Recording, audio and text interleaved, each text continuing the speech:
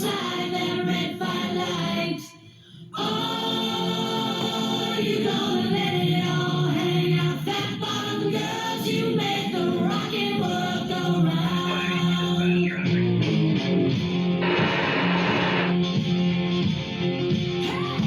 I was just a man, never knew man, but I knew life before I left my nursery. Left alone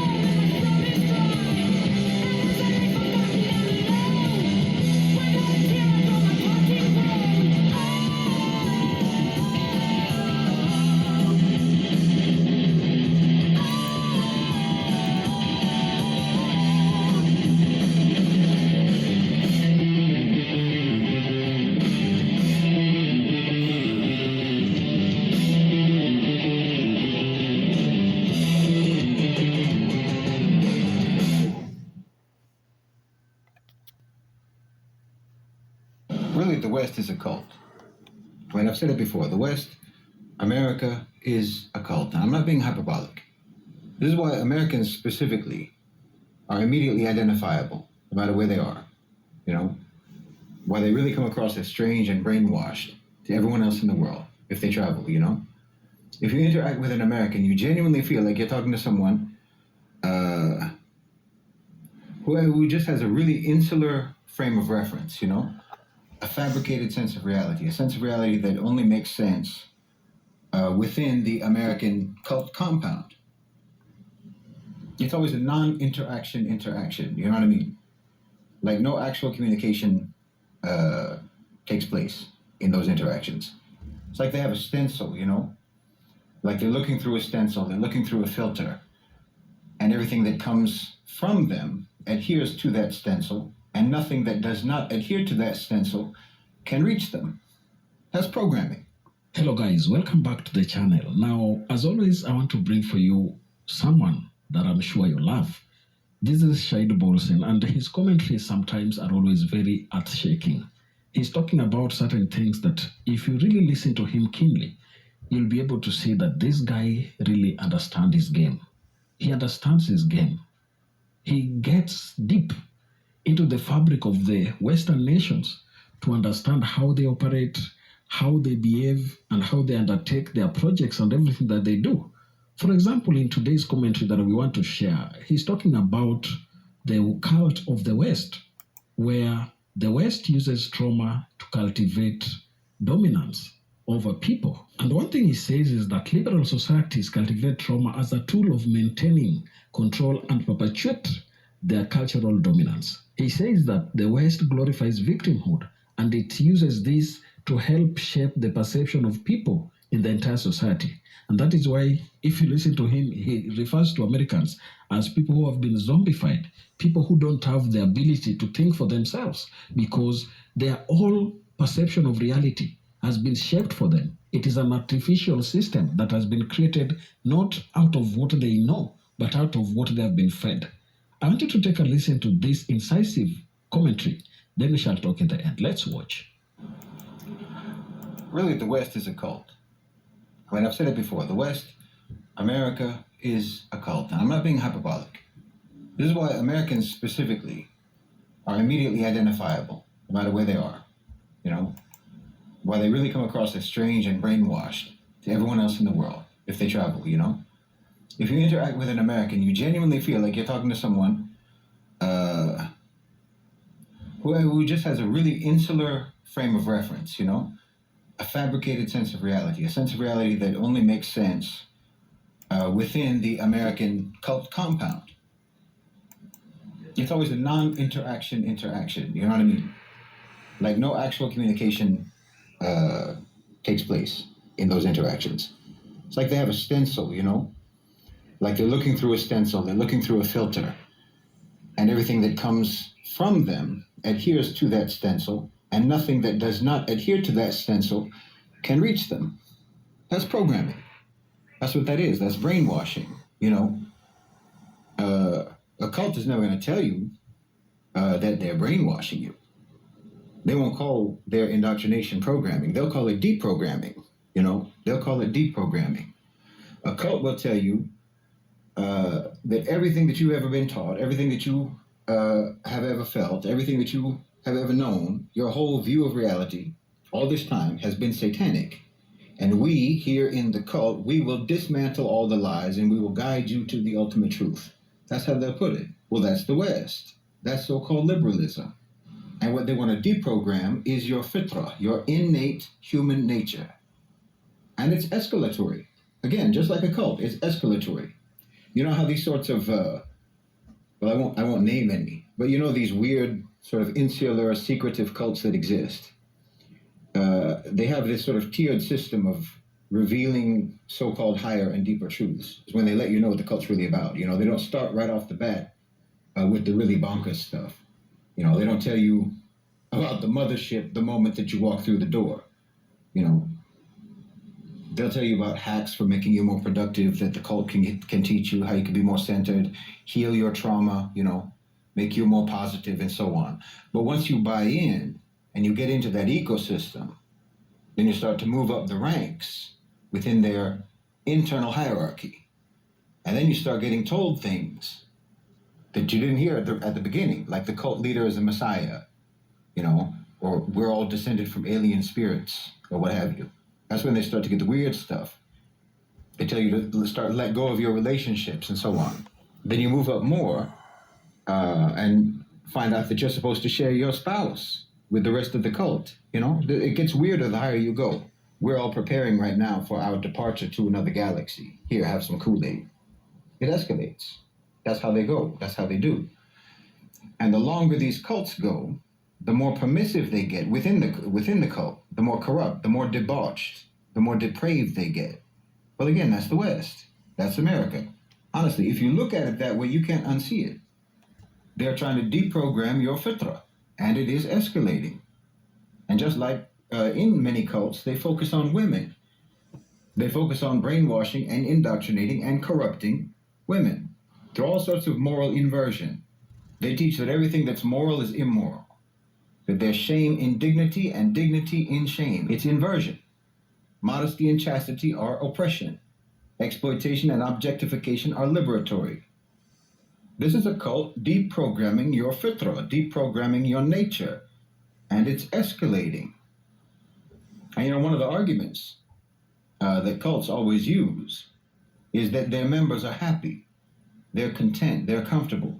They drank the Kool-Aid and they like the Kool-Aid. So who are you to call them brainwashed and enslaved?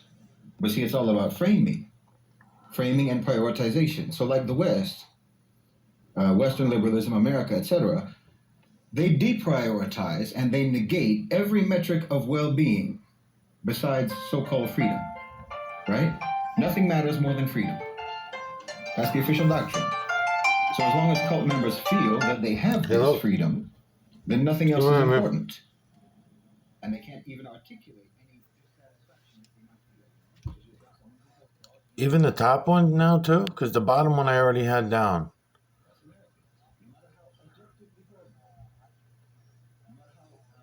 Okay.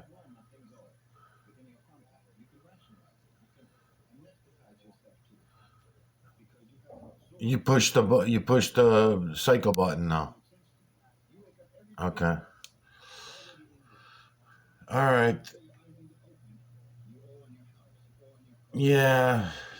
Yeah, they always do. That's not for some reason number 5 top would not take a reset when I went to reset it last time too, and it's been going on for about a month now where both of those number 5s got to keep being reset. So, all right, yeah, throw some tape on it for me. I'll come back tomorrow and check it out and see what's up. All right, thanks, man. All right, you're welcome. Yep.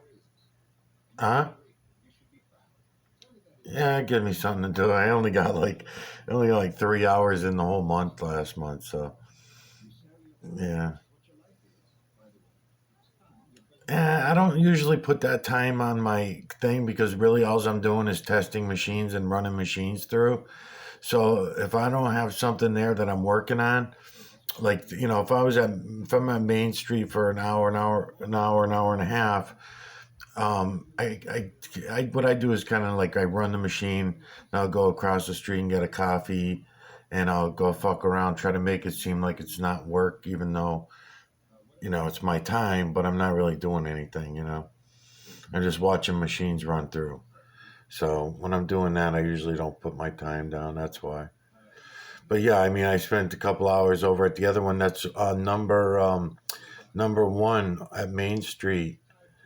The one that got the error, had a note on it, right? The little white one. You know which one I'm talking about? Yeah, the little white one. So that one there, that had an error according to the note, but I tried it once. It ran all the way through. It had a lot of soap in it, so I was wondering what happened with it. I'm not sure. She said she put 375 in, and it didn't start. I think what she did was she put 375 in, and she had it on $4 wash, an extra cycle or something, right? and that's why she had pushed the button for the extra cycle, and therefore it would have been $4 for the wash or some shit like that. I'm guessing, because I ran that through twice and I couldn't find nothing on it. So the error went away. She said it was an error, I believe. Yeah, I think she said, or somebody that was there that saw her said it was an error, but I didn't see no error, so I don't know. You didn't see an error on that one, did you? All right.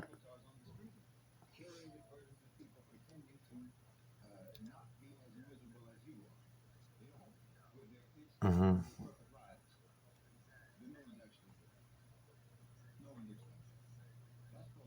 Yeah, that one's back online too now. Yeah, I got that one back.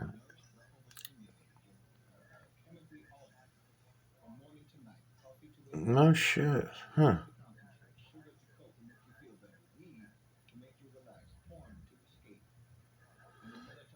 Yeah, because I didn't run that through all the site. Oh, maybe it went into a test program, maybe, or something.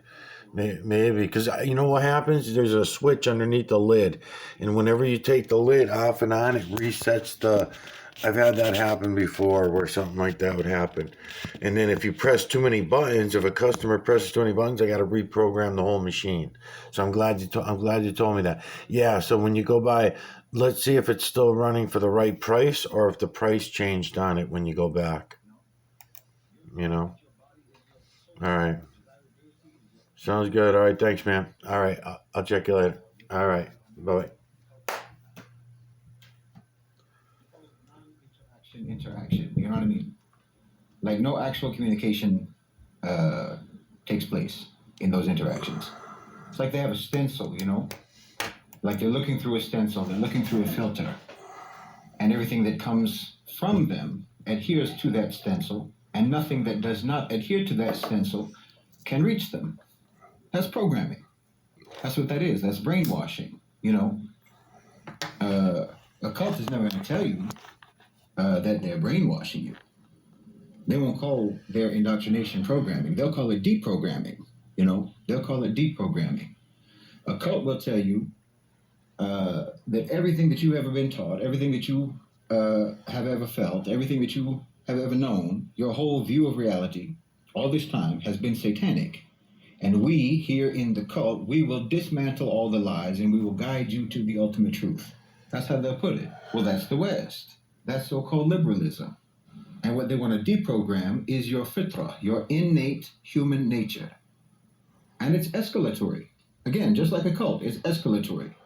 You know how these sorts of, well, I won't name any, but you know these weird sort of insular, secretive cults that exist. They have this sort of tiered system of revealing higher cults. You know, they don't off the bat with the really bonkers stuff. They don't tell mother that you walk through the door. You know, they'll tell you about hacks for making you more productive that the cult can teach you, how you can be more centered, heal your trauma, you know, make you more positive and so on. But once you buy in and you get into that ecosystem, then you start to move up the ranks within their internal hierarchy. And then you start getting told things that you didn't hear at the beginning, like the cult leader is the Messiah, you know, or we're all descended from alien spirits, or what have you. That's when they start to get the weird stuff. They tell you to let go of your relationships and so on. Then you move up more and find out that you're supposed to share your spouse with the rest of the cult. You know, it gets weirder the higher you go. We're all preparing right now for our departure to another galaxy. Here, have some Kool-Aid. It escalates. That's how they go. That's how they do. And the longer these cults go, the more permissive they get within the cult, the more corrupt, the more debauched, the more depraved they get. Well, again, that's the West. That's America. Honestly, if you look at it that way, you can't unsee it. They're trying to deprogram your fitra, and it is escalating. And just like in many cults, they focus on women. They focus on brainwashing and indoctrinating and corrupting women through all sorts of moral inversion. They teach that everything that's moral is immoral, that there's shame in dignity and dignity in shame. It's inversion. Modesty and chastity are oppression. Exploitation and objectification are liberatory. This is a cult deprogramming your fitra, deprogramming your nature, and it's escalating. And you know, one of the arguments that cults always use is that their members are happy, they're content, they're comfortable. You know, they drank the Kool-Aid and they like the Kool-Aid.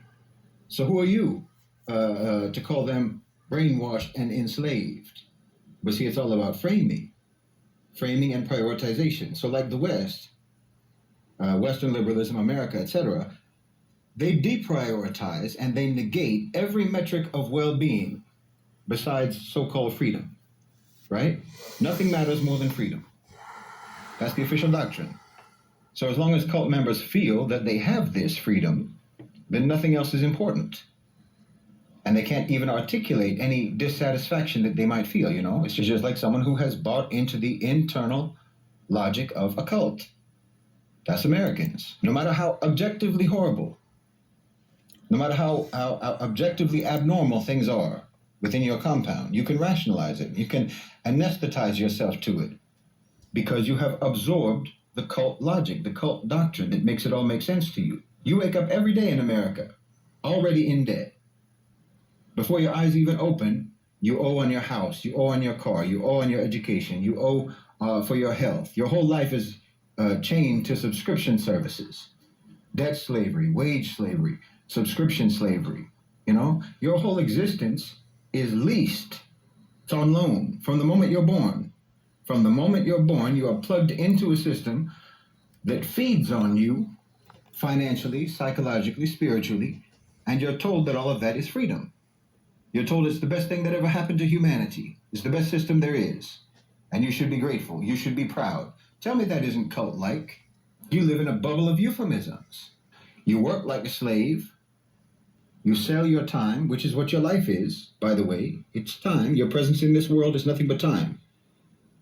And actually, you don't even sell it, because selling it would imply that you have a choice, but you don't have a choice to sell your time. Do you understand? You have to. That's what I mean. You're literally born in debt.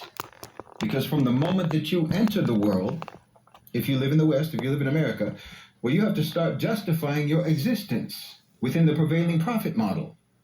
You know, whatever intrinsic value that you have as a human being, whatever purpose you might have in this life is subordinated by necessity to a job that you don't care about for people who you don't even know, in a company that would replace you tomorrow with a machine or with AI or with a robot if they could. Your dignity is tied to your productivity. And if you don't produce, you don't deserve to eat. If you don't produce, you don't deserve shelter. You don't deserve peace. You're only worth whatever you can generate monetarily for someone else. So you cope. You consume, you scroll, you eat, you buy things that you don't need on credit to reward yourself with the cold comfort of frivolous goods. You know, reward yourself for all the hard work that you're doing, only to keep the cycle going. You bury yourself in entertainment that makes you feel a little bit less numb for just a few hours. Imagine, the only way that you can feel anything similar to being alive is to watch fiction. But you think that's normal because that's what everyone in the cult does. You live a life to interact, connection, walk through, go. Your family, most likely, is scattered, is broken, is estranged, again, just like a cult. You know, these are fundamental things that cults do. They break all your relationships. They alienate you from your family. You know, even your friends, most likely, are just avatars on the screen, curated versions of people pretending to not be as miserable as you are. You know, with their Instagrammable perfect lives that no one's actually living. No one lives like that. That's called lateral reinforcement of cult dogma.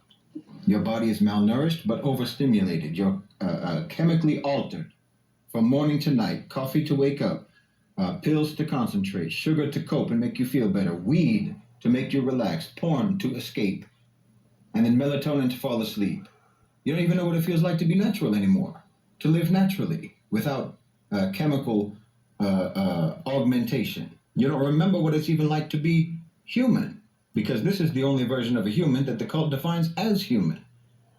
The cult brands approved addiction as self-care, you know, dysfunction as beautiful. This is a cult. Sex isn't sacred anymore. It's not even intimate. It's a commodity. It's a performance. It's a sport. You know? You're taught that your body is your sole value. Desirability is your whole identity, especially if you're a woman. You're trained to be attractive, not decent. To be desired, not loved. In the West, you treat people, relationships, like consumables, and then you wonder why you feel disposable, why you are disposable. Because cults always flatten people to pure function. You can't have anything personal, anything intimate, anything private. And you know, every cult almost eventually becomes a sex cult. I mean, the People's Temple, the Branch Davidians, the Children of God, NXIVM, obviously. They almost always go this way. Cults almost always go this way. That's why I said you have to pay attention to what Western popular culture is doing to women. You have to pay attention to that. Because cult governance depends on dissolving personal borders. And sexual access is the crowning test of loyalty. Because that violates the most intimate frontier between people. I mean, look at your culture, so-called. Honestly, you need to just remove the last 3 letters of that word. It's not a culture, it's a cult. I mean, if you look at how cults do, you'll start with platitudes about free love and whatnot. Well, as a society, you've already gone through that phase in the 1960s. And of course, then that free love idea promotes suspending judgment on all forms of sexuality and promiscuity, normalizing all sorts of behaviors. And then it moves on to sexual healing within the cult. I mean, that concept, sexual healing, was already established in the public mind through song. And then that concept, that further normalizes all sorts of practices, even truly perverted and dark practices. It promotes that as therapeutic, you know, living out your wildest, darkest fantasies without ever actually addressing the sick thing inside you that makes you even have those fantasies. That's never addressed. It's just, well, the idea is it's better for you to do this consensually with someone rather than to force yourself on someone. Force someone else to do this dark fantasy that you have by force. And that's framed as healthy. Think that through. The culture, the cult, does not help you purge yourself of toxic urges. It provides you pathways for acting on them. Because as far as the cult is concerned, all those toxic urges that you have are just levers for creating dependency, levers for creating addiction. And then the way cults normally go, traditionally, they start to move basically into turning cult members into sexual slaves for those at the top of the cult hierarchy, with all the members vying for their favor. And I mean, that's all across your social media. You know, highest bidder access, women objectifying themselves, women sexualizing themselves for sponsorship. And again, that's lateral indoctrination reinforcement between women. In this case, normalizing degradation, sexualization, objectification, pornification, the flattening of women to their function inside the cult. That's your culture. That's all across social media. And like I've talked about before, women and girls are made immeasurably more neurotic, more depressed, more anxious, more insecure, all because of social media. But within the accepted logic of the cult, you can't say that. So you just post a picture of yourself at the gym and wait for the cult to approve you. And of course, in terms of this, the culture has made all the men eunuchs, just like the eunuchs who used to guard the harems. You know, you get to see everything, but only on your phone screen, only on your laptop screen, your computer, you know, OnlyFans, whatever. You're eunuchs. Your men are eunuchs. And all of you people who talk about high-value men and alpha males and so on, that's your lateral reinforcement of a hierarchy. That's your lateral reinforcement of a logic that you've absorbed. You've accepted that what the cult tells you you should want is correct, because that's what the elites have. And you've accepted that also that only the elites can have it. Never mind that the it that we're talking about here is a plastic, soulless sex slave. It's moral inversion. And you know, the elite of a cult are always the most degenerate. So look at the elite of your society. Well, these are the ones who built your system. They're the ones who programmed your cult. And they are undeniably the most depraved, the most immoral, the most degenerate people that you can even imagine. Like, just for me, I can tell you, from my generation, basically all the music and all the movies that we grew up on, all of that was produced by truly demonic perverts. Tell me that isn't programming. You think they're giving us anything good to listen to, anything good to watch that's going to help our brains? No, it's all for programming purposes. And it will reflect the ideology of that cult. And again, just like in a cult, conformity is relentlessly enforced. You memorize scripts and you recite those scripts just like dogma. Not because you necessarily believe in them or even understand them, but because they are the scripts of the cult. Right or left, liberal or conservative, whatever the case may be. The cult has relieved you of having to think, you know? You're only allowed to think that you are choosing within that totalistic cult compound of America that shrinks the menu of available decisions until obedience feels self-chosen. I mean, your streets are violent. Your cities are broken. Your police are militarized. Your children are medicated. Your schools are a battleground, you know? Your politicians are circus acts. You're absolutely ruled by corporate landlords. You're entertained by corporate propaganda. You're educated by corporate institutions. And you're treated at a very high cost by corporate pharmaceuticals. You're captured in every which way. In every direction you're captured, but still you think that you're free. That's a cult.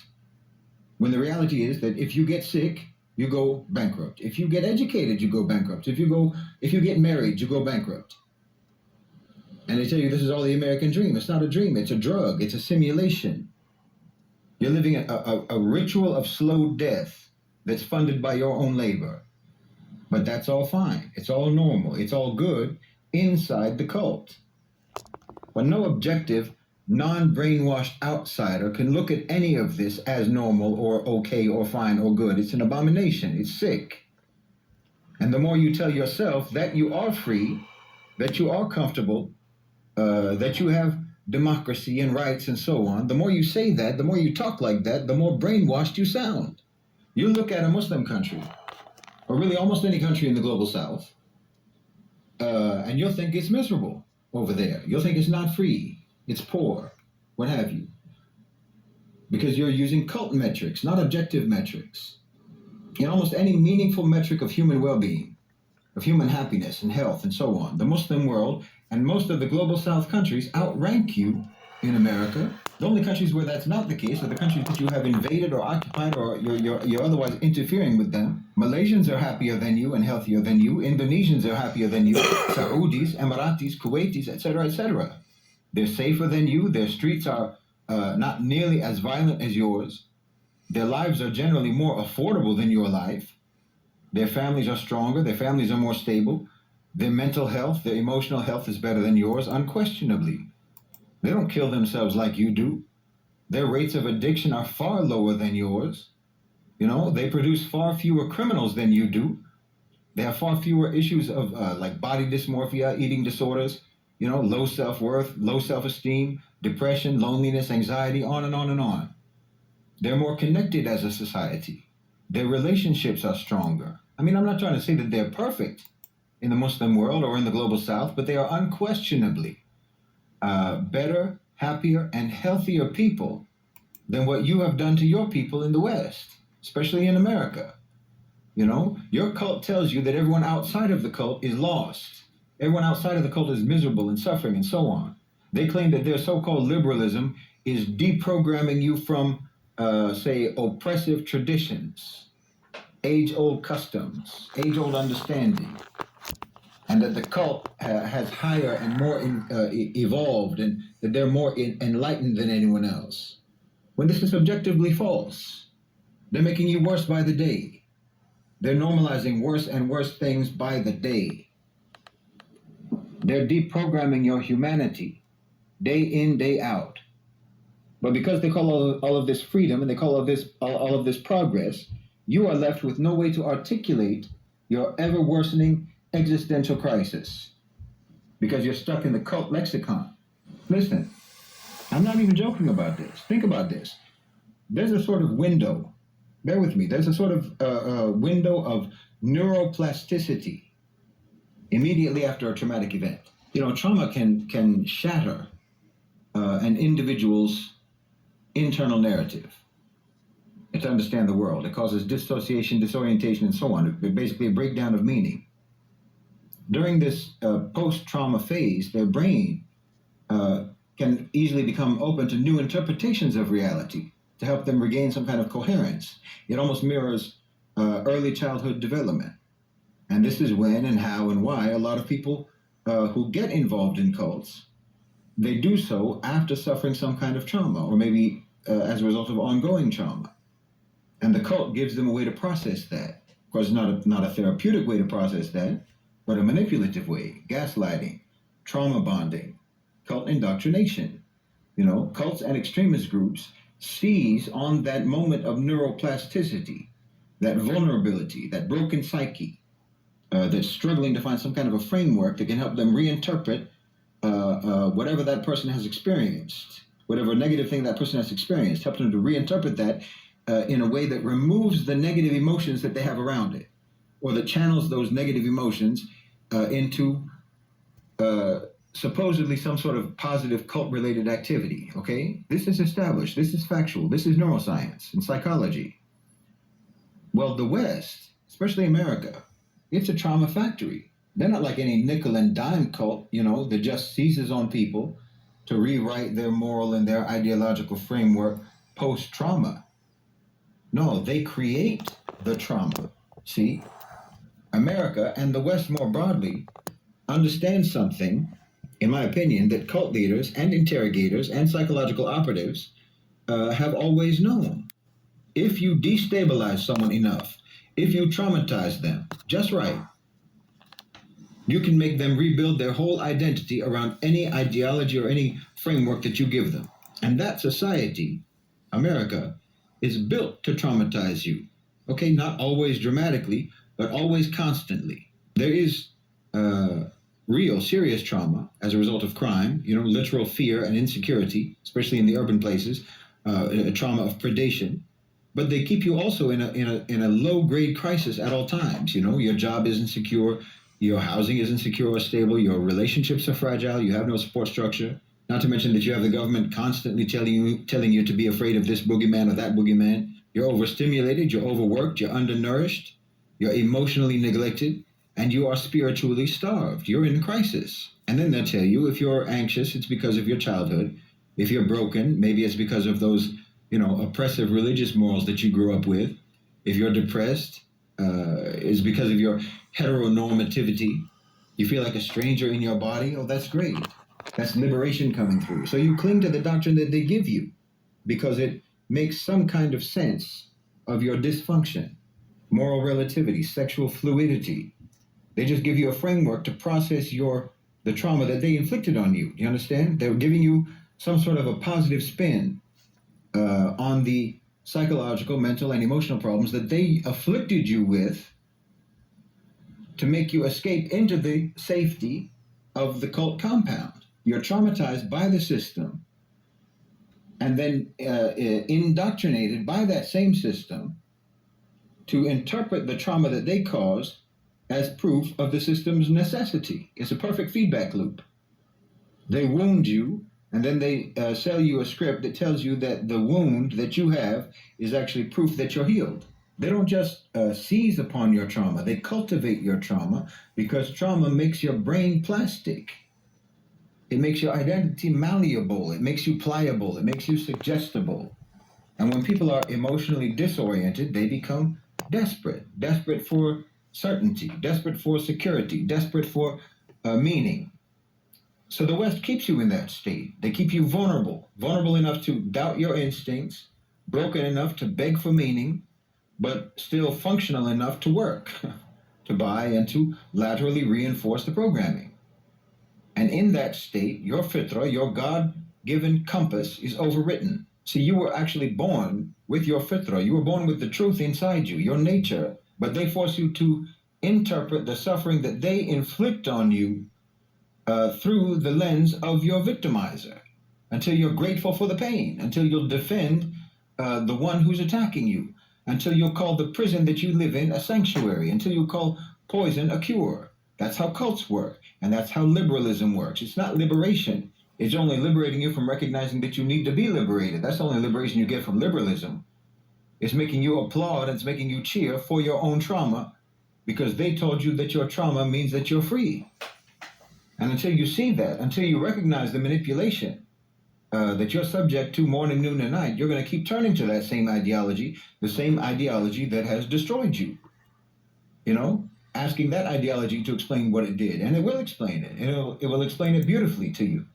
It will rebrand your collapse as self-discovery, and then it will commodify it. Your utter degradation as a human being, the inversion of your decency, the inversion of your dignity, your morality, these are all monetizable.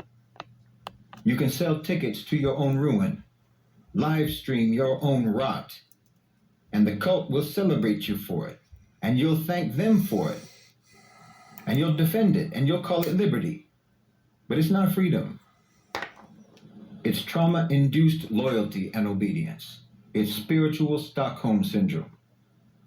And the first step out is to try to remember your fitra and start asking, what is it about your fitra that they're trying so hard to erase? Because this isn't life. This is erosion. I know you feel it. No matter how much dopamine you get, I still know that you feel it. You know that you're not thriving. You know that you're decaying. And the tragedy is that they made you think it's normal. They made you think that this is all there is that's out there. You were born into that machine that feeds on misery. You were born into it.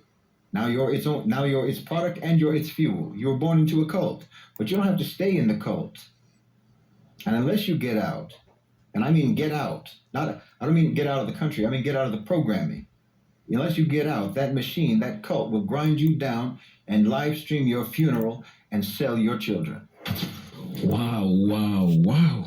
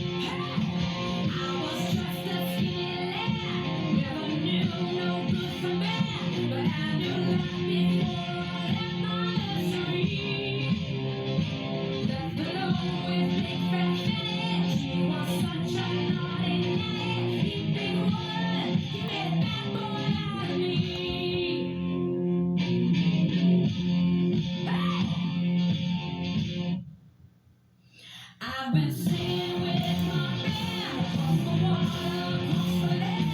I see every blue-eyed beauty on the way.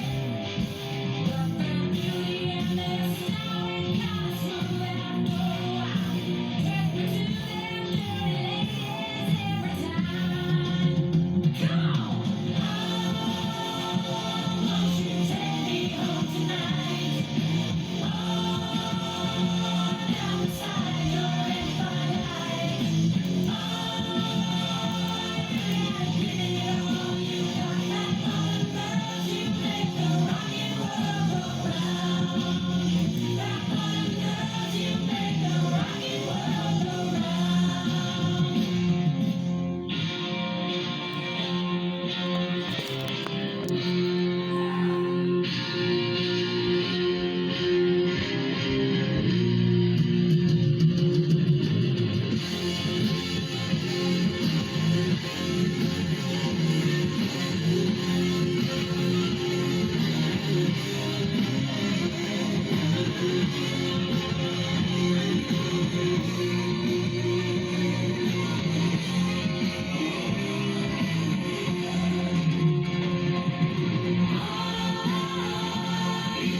take me home tonight.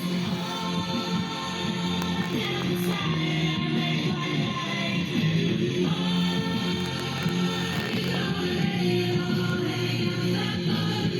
You make the rock and roll go round.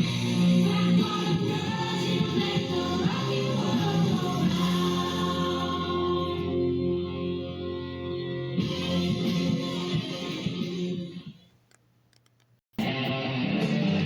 You'll take my life, but I'll take yours too. You'll fire a musket, but I'll run you through. So when you're waiting for the next attack, you better stand, there's no turning back. The bugle sounds, the charge begins. But on this battlefield, no one wins. The smell of aspirin, smoking horses' breath. As I plunge on into sudden death.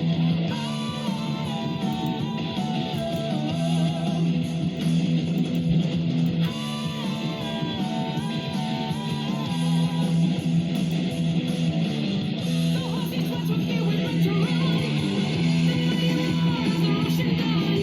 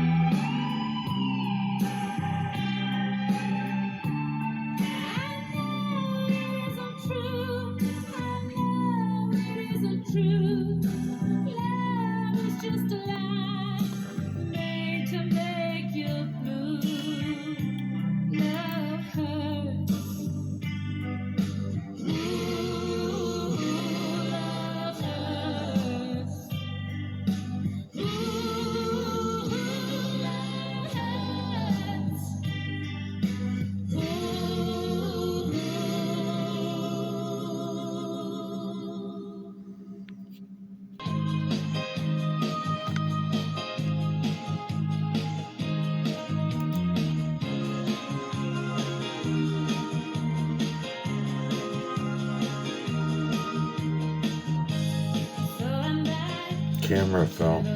Something happened.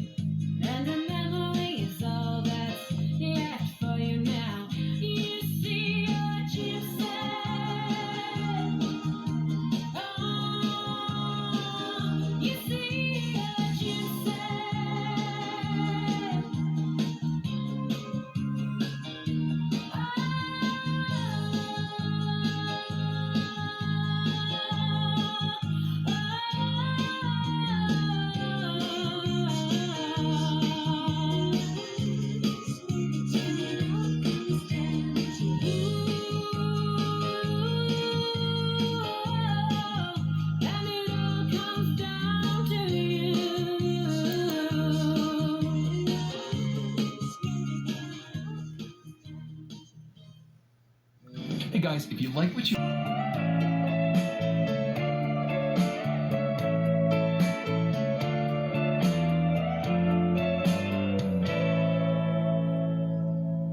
Guess mine is not the first heartbroken. My eyes are not the first to cry. I'm not the first to know. There's just no getting over